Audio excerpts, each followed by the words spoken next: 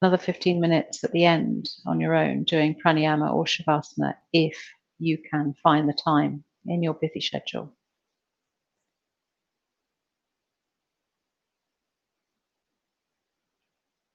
And time spent in breath work and in preparation and in calming the mind, ready for practice, is always rewarded.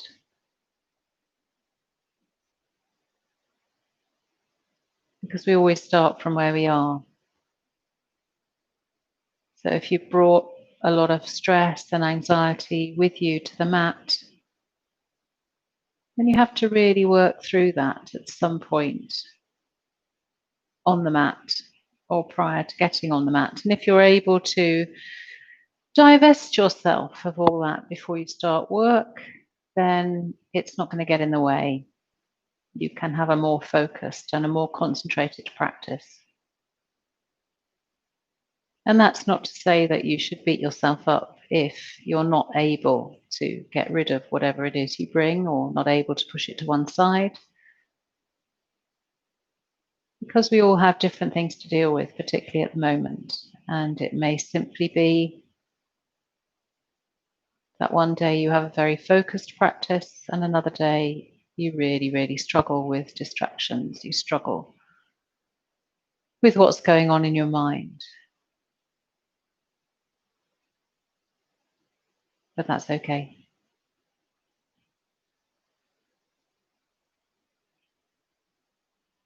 Sometimes progress comes in leaps and bounds, and at other times it is almost undiscernible. But just because it's almost imperceptible does not mean it's not occurring. Change happens on many levels, and we can't always see it.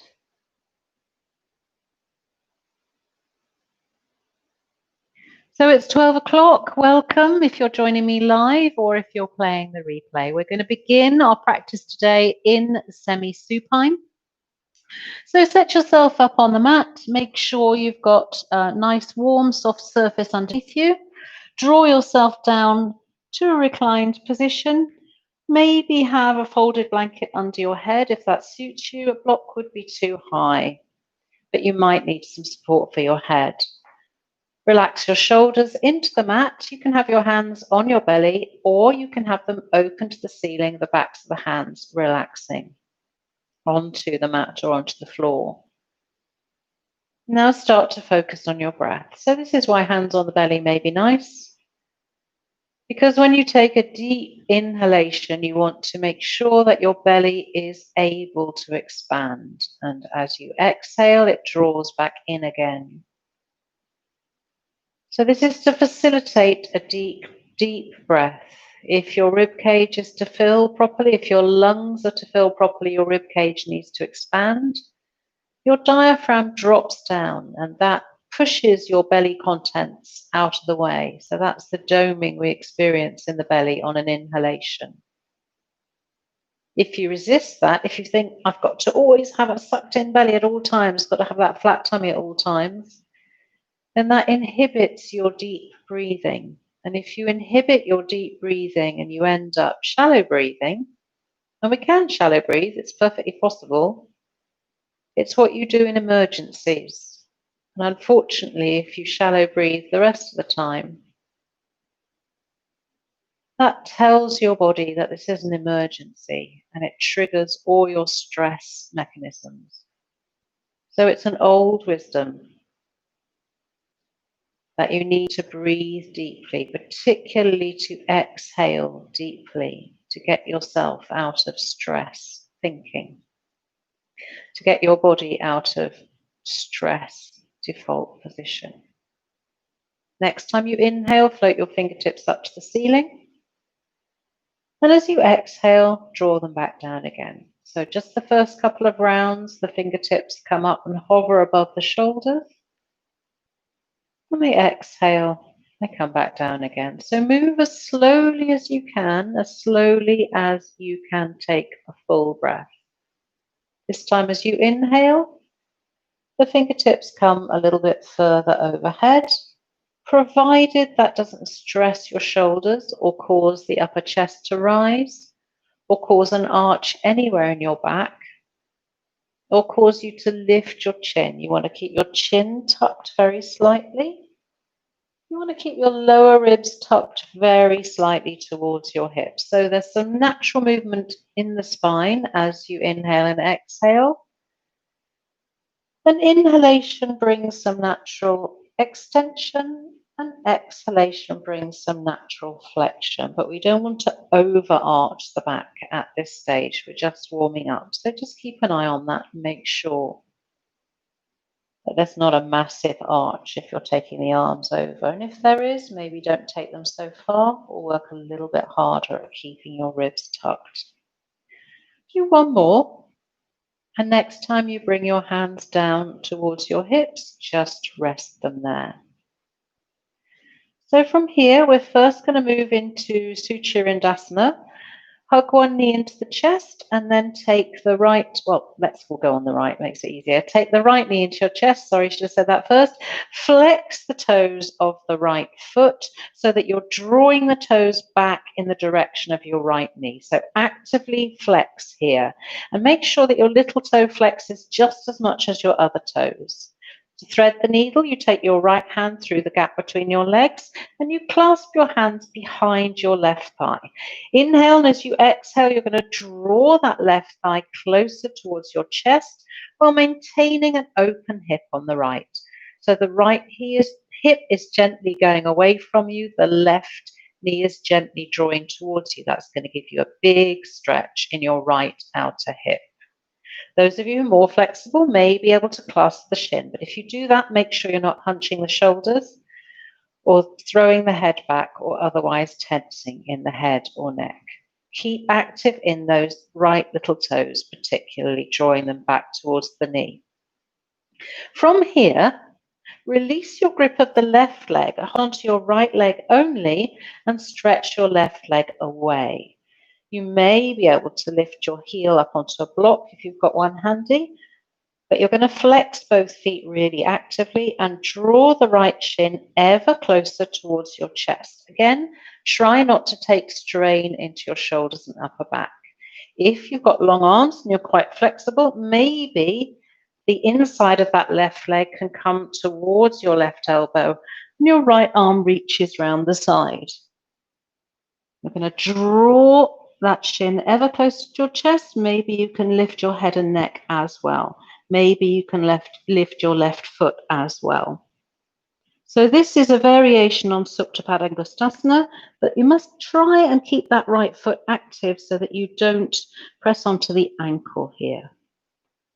We're going to use this movement when we come into pigeon and possibly flying pigeon. It's quite intense. Hold it for a couple more breaths if you can. And then gently release the legs, release the head and shoulders. Stretch the right leg up to the ceiling. Point and flex a couple of times to release off the knee, hug the knee into the chest, and then replace that right leg down, foot to floor, knee to ceiling. Inhale, bring your left knee in, give it a bit of a hug. And then take your left leg across your right thigh. Outside of the left foot comes towards the right thigh. Actively flex through your left foot here. That's going to protect your knee. It's also in a moment going to protect your ankle as well. Suchirindasana. Left hand comes through the gap and you meet your right hand at the back of your right thigh. Again, check what your shoulders, head and neck are doing. No tension in the upper chest, no tension in the throat.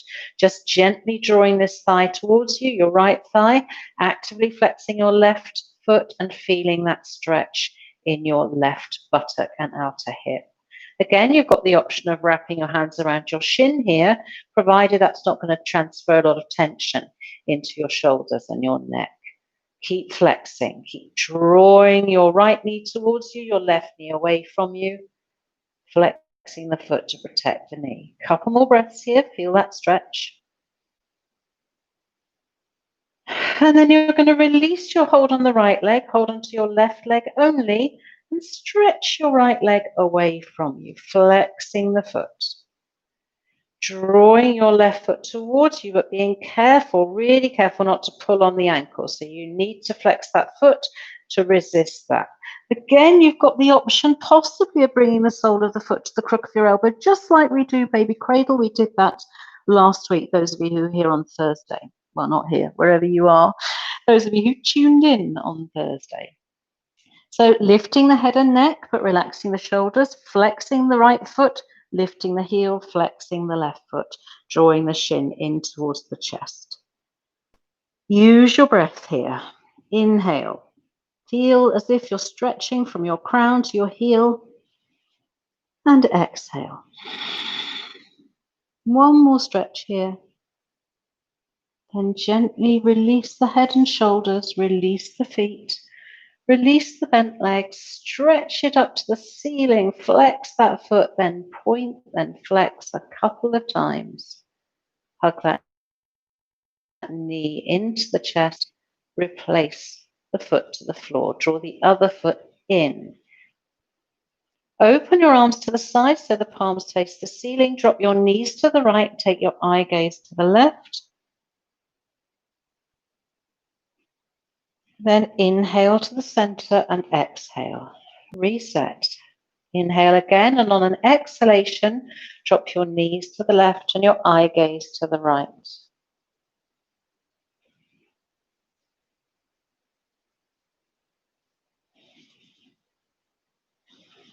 Inhale, draw your belly button to your spine, gently float your knees to the center and draw your knees into your chest. Wrap around and give them a hug and roll gently from side to side. Then from here, hold on to the backs of your thighs and start to rock up through the body between your shoulder blades and your coccyx. So don't allow your weight to come onto your head completely, but roll through your spine and up to seated. Cross your feet at the ankles, roll forward onto all fours and set up a box position on your mat. So you've probably got to adjust your position here. Shoulders over wrists, knees under hips. We'll do a couple of cat-cow stretches, rounding the back as the belly button comes in and the head drops down to look to the knees. Inhaling as you extend the spine, drawing the shoulders back and down, taking your eye gaze forward and possibly up as well. Exhale to round. Inhale to come forward. Come back to a neutral position. We're coming into Vajragasana, tiger pose. So slide your left fingers forward, thumb faces the ceiling, and the hand arm is parallel to the mat. Slide the right foot back. Before you lift off, just check what's happened to your hips here. So you can float your left hand back to your hips if you want to, and check that they're level. You're going to draw your right heel up in line with your left hand, in line with your hip. So a long line from your left fingertips to your right heel. But you're trying to close that right hip so that your hips are level. There's a real tendency here to open that hip too much or to go for height rather than length. You want your body to be parallel to the mat if at all possible. Tuck the chin in, length from the crown of the head to the heel, active through the fingertip and the heel. And then slide the hand down, slide the leg down, slide it back in. Exhale into child's pose, extended child's pose, just to stretch out the back as you need, and then inhale back to your box position. Same on the other side. So the right hand comes forward, the left leg comes back, square off the hips. Be really aware of the position of your pelvis here, so that when you lift that back heel and power through that back heel, your left hip's going to try and draw down all the time. You want a flat back here. Stretching your heel away from your fingertips. Shoulder girdle stable, hip girdle stable, and this will work your lower abdominals. Take one more breath here. And then float the hand down, float the leg down. Sit back in child's pose. Exhale. Inhale, reset your box position. Tuck the toes, and as you exhale, press down into your hands and press back into your heels as you lift your hips high towards the ceiling. Same time, your heels are going to try and come down towards the mat, and your chest is going to try and draw towards your thighs. Lighten the load on your wrist by pressing into your finger pads.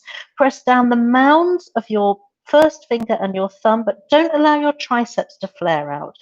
Tuck your triceps back in so you connect all the way down your back. And then your heels might come to the floor.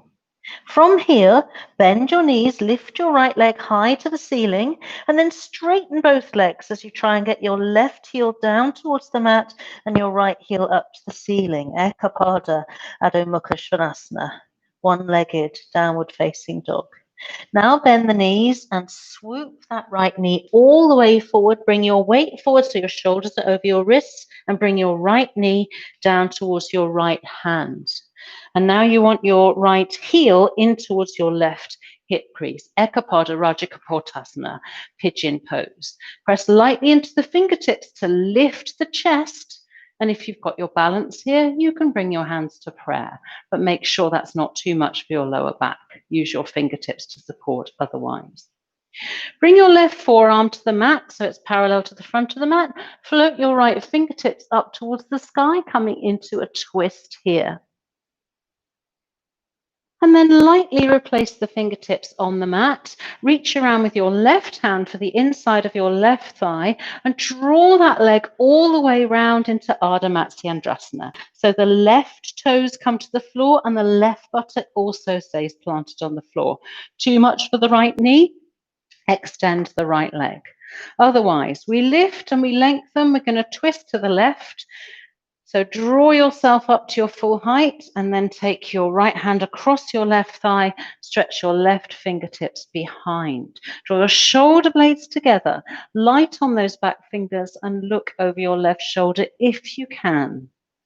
Ardha Matsyendrasana, said to stoke the digestive fire and awaken Kundalini. Half Lord of the Fishes pose. Inhale to release the twist. Release the left leg. Take it all the way back behind you. Tuck the toes, power through that left heel, and then push into your hands as you lift your right knee up towards your chest. Then send your right heel up towards the ceiling and your left heel to the floor. We're in three-legged dog. We're floating to downward facing dog. Stay here and work on your downward dog, or inhale to all fours. Exhale to child's pose for a tiny little break. Inhale to all fours. Told you it was tiny. Exhale to downward facing dog. Inhale to three-legged dog. Take a couple of extra breaths here. Work that right heel down. Work that left heel up. Light in the wrists if you can.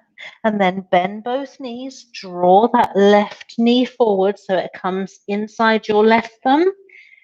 And come into Ekapada Rajakapotasana, pigeon pose. Again, fingertips can be light here. Puff your chest out like a pigeon. Bring your hands to your heart center if you want to try the balance.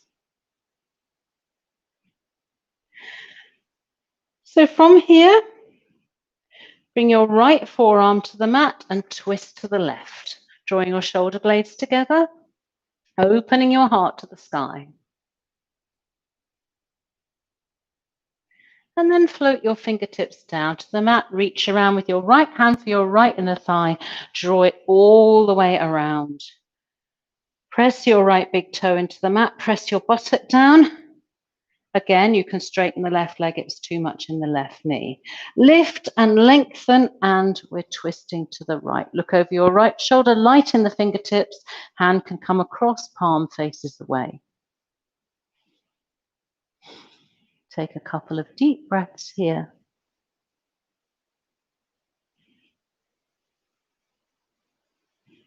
Inhale, release the twist. Release the right leg. Take it all the way back and round. Press into the hands. Press through the back heel. Lift that knee to the chest. Come into three-legged dog. And then downward facing dog. Stay in your downward facing dog this time. Stretch out. One last stretch here. And then bend the knees and walk them towards your hands. We're coming into Uttanasana, forward fold. Relax the head and neck. Release the hands as low as they'll go. Slight knee bend, just to prevent locking out here. Inhale, bend the knees deeply. Take the arms up and over. Restack the vertebrae. Come to Urdhva Hastasana. And then exhale, bring your hands to your heart center. Little mini sequence. Inhale. Well, little or mini. Inhale, press your hands together. Exhale, come into Utkatasana. Tuck your tailbone under, lift your chest. Hold here. From here, transfer your weight into your left leg, slide your right leg back and come into lunge, Anjaneyasana. So here, bend the back leg, tuck the tailbone under, and this is going to open up the front of that back hip a little bit more. You can float the arms up if that feels good to you, or you can keep them in prayer. Bend that knee, tuck the tailbone under, inhale, and as you exhale, you're going to straighten that back leg. Inhale, bring your hands to your heart center. Hop your back leg in a fraction and straighten both legs before hinging at the hip and coming into a flat back stretch. Parsvottanasana. So you want to work your front toe mound down, your big toe down into the mat and your back heel. Maybe your fingertips come to the floor, or blocks if you've got them handy. Lengthen the spine as much as you can here. And then fold. Inhale, flatten the back, lift the back heel, bend both legs, come forward and back into Utkatasana here. Tucking the tailbone under. And then press down and come up. Let's do that on the other side. Inhale, up and over, palms come together. Exhale, Utkatasana. Intense pose, as if you're sitting on a chair that's not there, but keep tucking that tailbone under. Make sure you can still see your toes, so the pressure's not coming into your knees. You should feel it in your buttocks and in your quads. Transfer the weight to your right leg. Slide the left leg back. So we come into a lunge. Hands can come up or stay in prayer. Tuck the tailbone and bend that left knee. Draw that left knee forward. Make sure your right knee is still over your foot. And then, on an exhalation, straighten that back leg. Feel the stretch. Lean back if that suits you. Inhale, hands to heart center. Hop that back leg in. Heel comes down. Straighten both legs. Ready for Parsvottanasana. Drawing your front hip back and your back hip forward. Get your hips level, just like we did in tiger pose. Have your head in line if possible. If my head's lifting, it's just because of my earpiece. Try not to lose it here. Float the hands to the floor or to a block and fold. Inhale, flatten your back.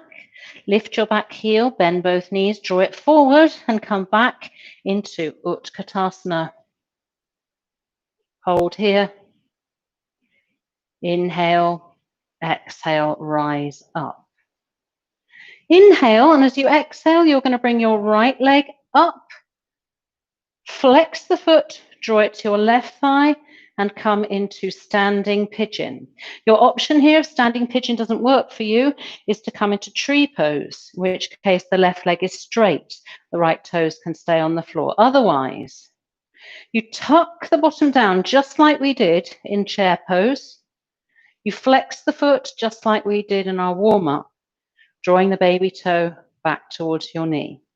So now your option, your challenge, should you choose to take it, is to float, hinge at the hip, float your body down.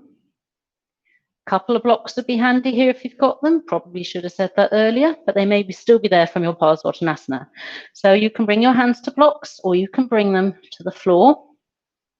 You can work on straightening that leg and coming into a fold, or you can continue to bend the leg, bring your hands to the floor and see about placing your flexed right foot onto your left tricep.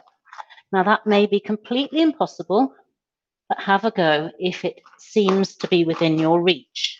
If it's within your grasp, you may be able to tease that left foot back a little bit and maybe take your weight into your hands. Maybe the left foot will lift, maybe it won't. If you want to have a go at that, do. If you don't, stay in the fold or stay in the upright pigeon. Coming back from the fold to the upright pigeon is every bit as hard as getting into it. From there, we're all going to come into warrior 3. So again, if you've got a couple of blocks and you want to bring your hands to the floor or to a chair or to the wall, that's fine. You're aiming to turn this hip down, to flex the back heel, and then into standing split. So you might find that your front leg's really beginning to tire now. You've loaded it a lot, in which case you can float your hands to the floor and come straight back into a long lunge. If you've got a little bit more energy, you want to have a go at doing a few hops into handstand, then you can do that too. But we're all going to meet in long lunge. And from low lunge, if you want to take a vinyasa, you can, or you can just take downward facing dog and child's pose. If you're doing the vinyasa, we go into plank, knees, chest, chin, come to the floor. We slide through into Bhujangasana. We exhale into downward dog. So if you've been resting in child's pose, come back up into downward dog. And from downward dog, you're going to walk your feet to your hands. Exhale at the front of the mat. Inhale, arms come up and over. Exhale. We've got that all to do on the left. So, standing pigeon. Left leg comes up, comes across. Flex the foot actively. My mat's really spongy, so I'm wobbling. That's my excuse. So flex the foot, tuck the tailbone, lift the chest. That flex is going to help you here. Try and get the hips level if you can.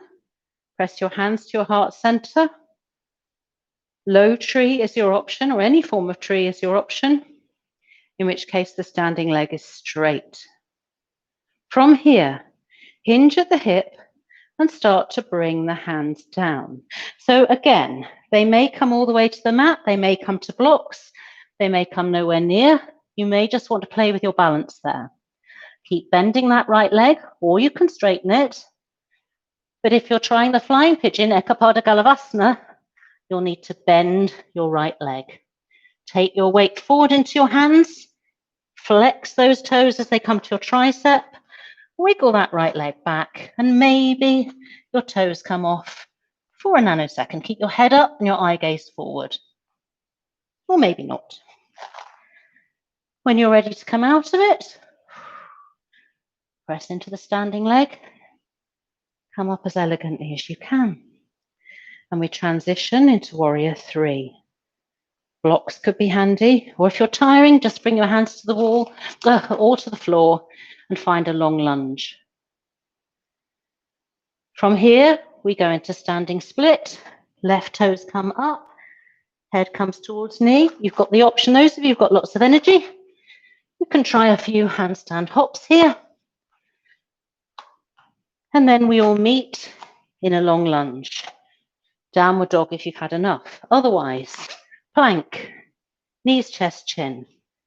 Scoop through, Bhujangasana. Exhale, downward dog. We're all going to stay in downward dog for a moment now. Connect with your breath. If it feels good on your next exhalation, stick your tongue out and do a big sigh. One more of those. You can't do that in class any longer, but you can do it in the privacy of your own home. One more.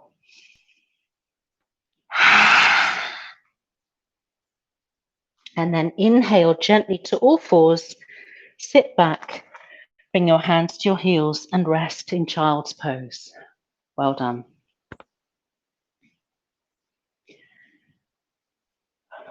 Take as long as you need in child's pose.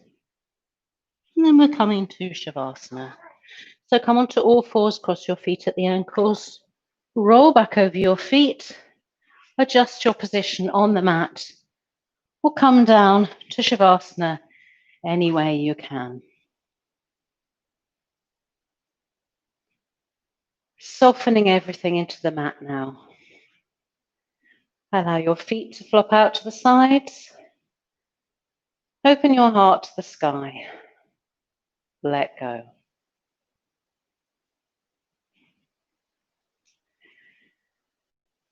Let go of everything.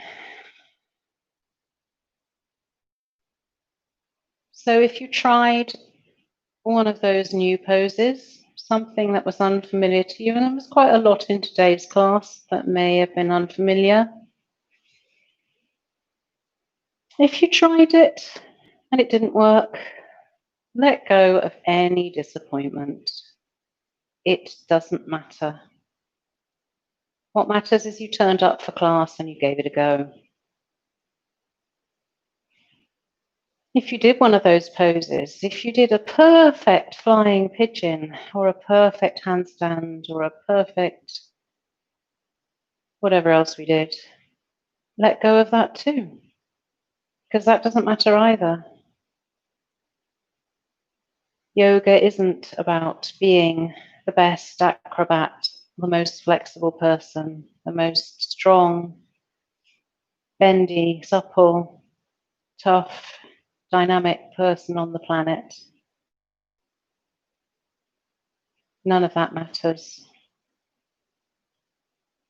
Yoga is the journey of the self, through the self, to the self. Your journey, yourself, your obstacles, your challenges, your triumphs. All of those belong to the little you, the egoic self. When you find your way home to your true self, none of that matters.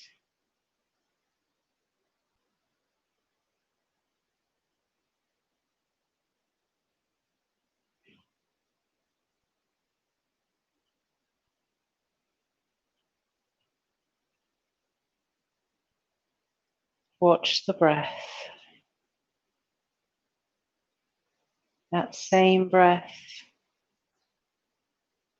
the prana, the life force that flows through all living beings. That connects us at our most elemental level.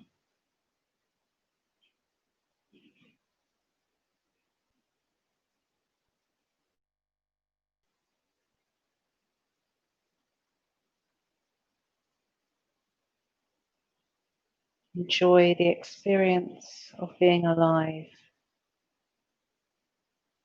of inhabiting and experiencing this mind-body complex.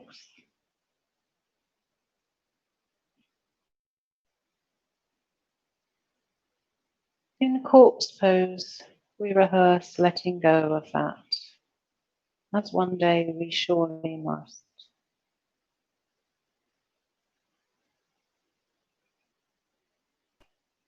The more time you spend connecting with your true self,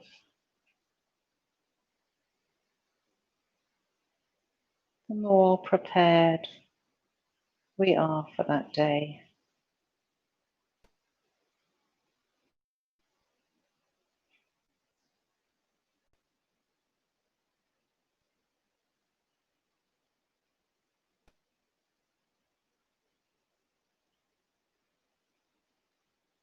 I invite you to spend some time in this pose, connecting with your breath and enjoying the release after all that work. If you absolutely must get back to your desk, have a great day. And I hope that you'll join me on Thursday for our last session. Namaste.